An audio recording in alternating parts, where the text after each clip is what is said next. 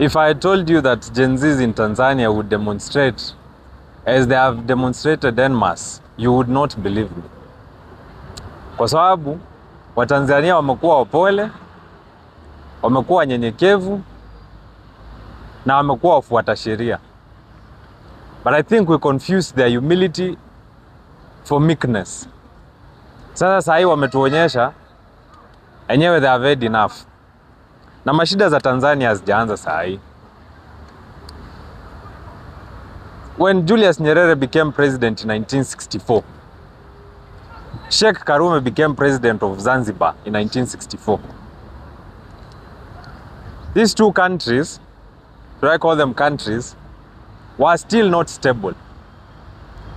The Afro-Shirazis were facing revolution and resistance from the Arabs wenye walikuwa na control Zanzibar.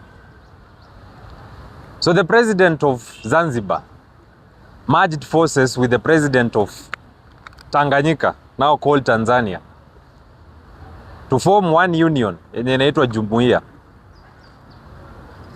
Ndio Tanzania, the mainland, imsaidie kumpea askari na protection from the Arabs na their retaliation. Of course, the union had other underlying factors including uniting for economical purposes. Na it was symbolic because it was bringing together two countries that were close together.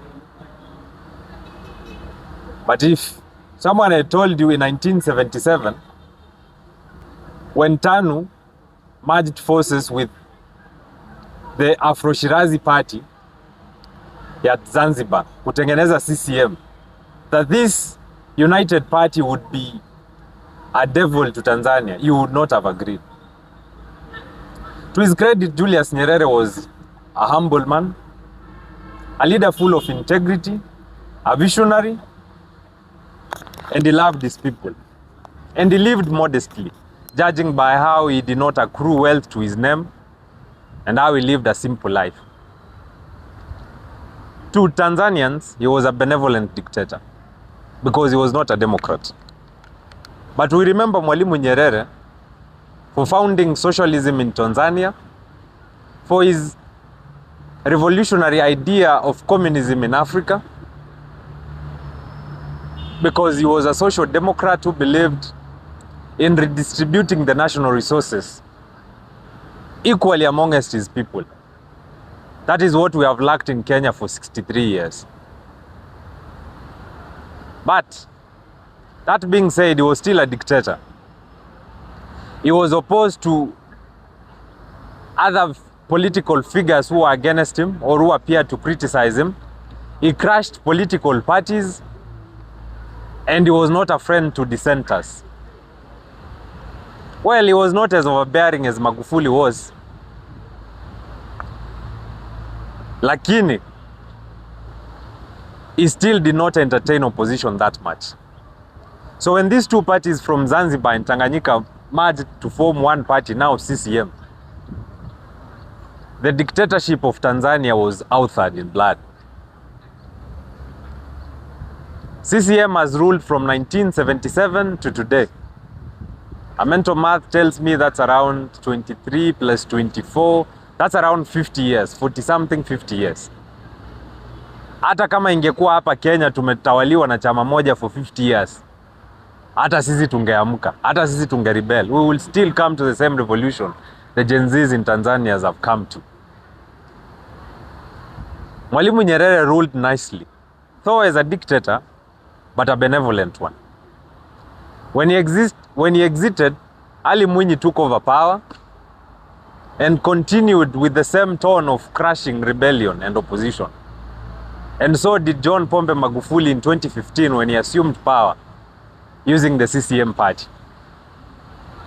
Some would liken Magufuli to Nyerere. Well, they are different in temperament, but they are good leaders.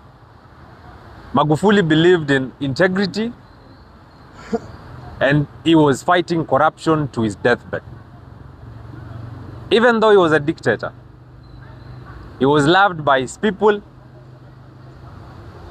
for his ideas, for his vision, and for his strong political stand against Western imperialists.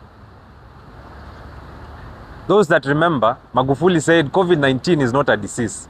It has been manufactured by Western imperialists to fulfill a certain agenda. And so, yes, Magufuli was an African giant, a Tanzanian one for that matter. But the same tone of despotism still continued into his reign. Magufuli took so many political prisoners who were once fierce political candidates and political opposition leaders. Magufuli imposed media bans on media houses in Tanzania. He clamped down newspapers that appeared to be anti-CCM or anti-government for that matter, because he was not a Democrat. He was doing what he knew best, what was bequeathed to him from his predecessors, the former presidents who are dictators like him. So yes, here is a paradox. A good guy who is a good dictator, but one who crushes the freedom of expression, the freedom of media, the freedom of political association, and recounts all political rights for all citizens in Tanzania. To Magufuli, CCM was baba na mama, just like KANU was to us in the 80s and in the 90s.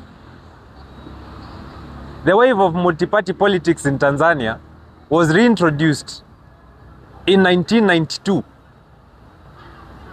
The same time Kenya reintroduced multi-party politics. This was because there was a general sweep and wave of change in Africa that was pushing for a return to multi-party politics.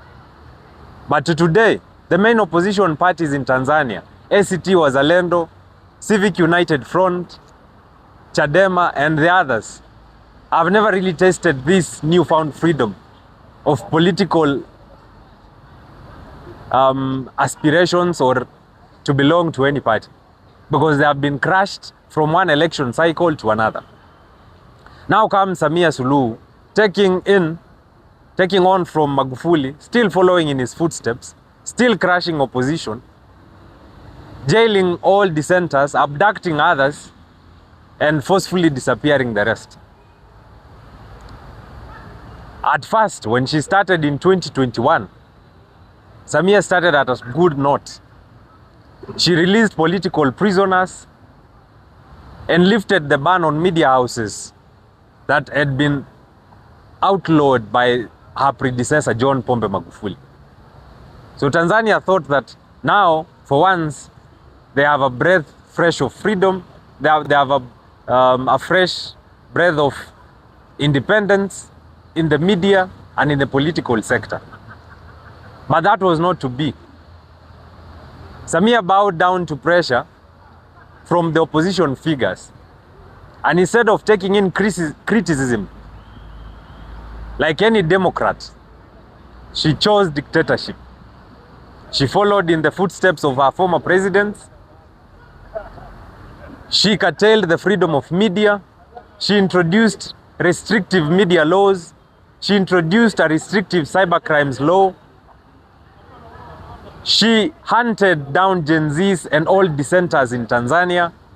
And as you all know, she has put Tundu Lissu in prison on trial for treason, just because Tundu Lissu said we need to reform the electoral laws in Tanzania. Yani mimi nashangaa kusema sheria za uchaguzi za Tanzania haziko vizuri na tunafaa tuzibadilishe is tantamount to treason. Hata ningekuwa Tundu Lissu, hata mimi ningetaka kukuwa treasonous, if that is what treason is. Samia Suluhu has put into prison student leaders and all active voices in politics. And as if that is not enough, she has ensured that her nemesis, Tundu Lissu, is disqualified from vying for the presidency. She has also ensured that the ACT was